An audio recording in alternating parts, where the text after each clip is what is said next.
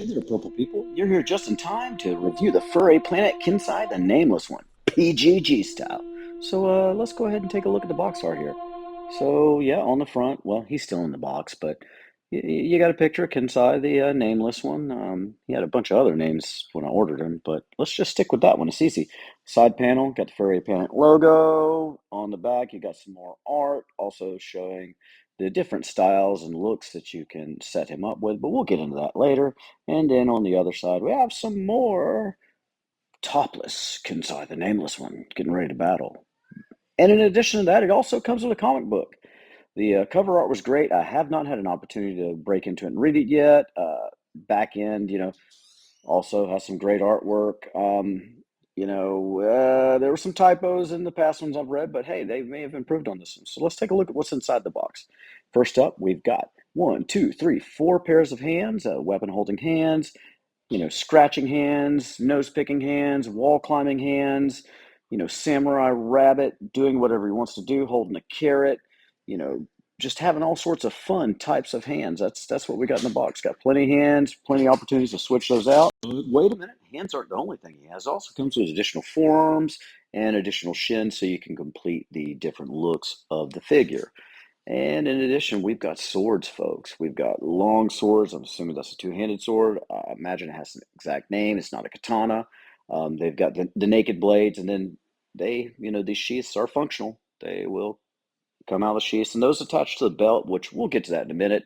And then again, yeah, long sword is also going to be. And watch out for the end piece. They do have these little hooks on the end. They do come off, so easy to lose. In addition to the swords, they also have the slicing effect and the fiery sword effect, which does slide directly into the blade. It did take me a moment to figure out how to do that simply because my eyesight's beginning to fail me. And no, not really. You just need to be able to get a good look at the end and see the path of the blade and insert the blade. I'll show you here in just a second. But yeah, these add a really cool detail effect for photography and shelf presence. It's just really cool. But yeah, like I said, you just slide the blade in there, pulls right out, goes right in. Um, whether it'll hold up, I'm sure it'll hold up for photography, but it just the effect does seem a little heavy, so keep that in mind when you're posing. And let's see, we also have hats, folks. We got hats. We got this cloak. It's got a fur-like appearance. This plastic. It's a flexible plastic, which I'll get into that when we do the articulation. And a samurai style helmet. A lot of detail went into this. You look at the armor, look at the insignias on there, and then it's got the straw type hat, which we've seen before. But yeah, really cool looking. So yeah, dress the guy up, switch and swap parts. That's what this figure is all about. Kensai's, he wants to have different looks.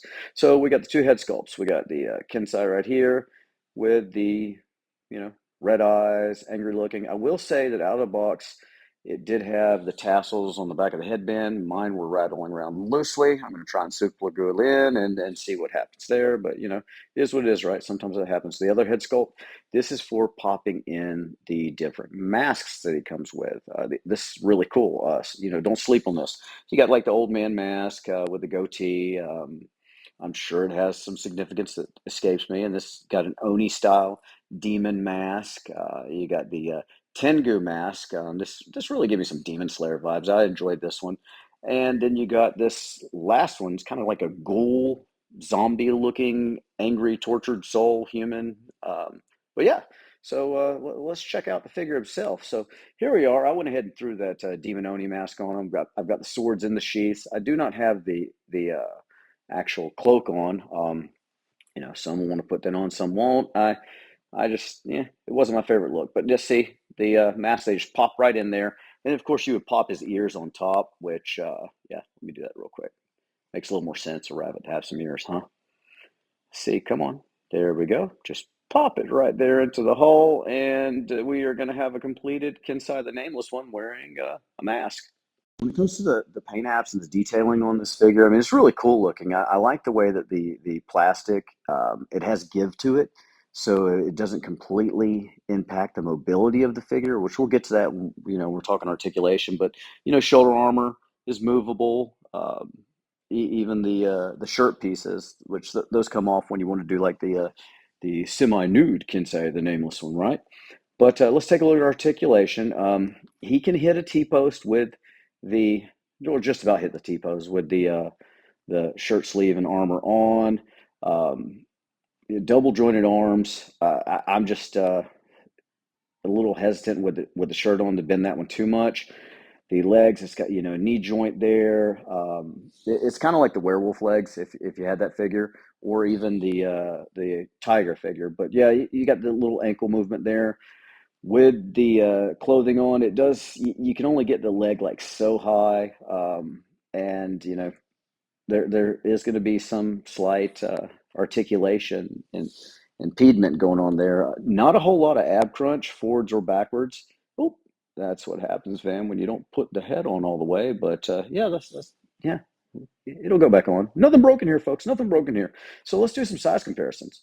So first up, we've got Master Wang the Blade Master, also by Furay Planet, and I actually thought he was going to completely tower over him, but height wise, they're the rabbits obviously the ears are taller, but yeah, and the Blade Master is beefier. But these guys, you can tell they pair well together. And next up, we have the Four Horsemen Studios Figure Obscura line, Sung Wukong. And speaking of Four Horsemen and the Figure Obscura line, they had an amazing release of Frankenstein's Creature today. You'll definitely want to check that out on the Four Horsemen website. And pre-orders are still up. I believe they have another wave going up this evening. But hey, let's continue with the size comparisons. Next, we got arguably the best of the best when it comes to the Ninja Turtles, the official Ninja Turtle of the Purple Gang Gang, Donatello. Mezco Donatello is obviously smaller than this one, but I thought it'd be a fun size comparison.